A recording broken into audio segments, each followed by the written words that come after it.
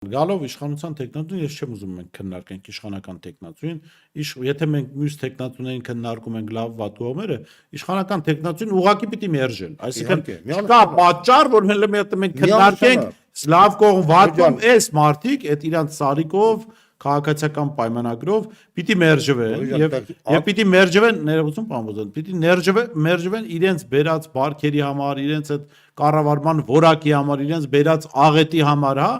Երբ որ այդ մարդիկ ասում են ձեզ, այս խոսում եմ որպես լրագրող, որը նաև տեղեկատվություն է տիրապետում, մարդիկ խոսում են իբրև նախկինների դեմ, հա, մենք Հայաստանը, որ որևէ կապ չունի նախկինների հետ, որևէ կերպ մասնակից չի եղել նախկինների օրոք արված ապօրինություններին, ասում են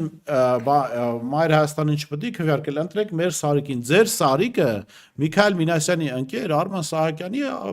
հովանավորյալն է, իր աջակցությունն է վայելում, բա գնացեք ասեք հարգելի քաղաքացիական պայմանագիր կամ ոչ այդքան հարգելի, մերժելի քաղաքացիական պայմանագիր, բա դուք նախկինների հետ որ այդքան վատ եք, նախկինների օրոք կապիտալ կուտակած Արման Սահակյանը, ինչի՞ է ձեր Սարիկին օգնում,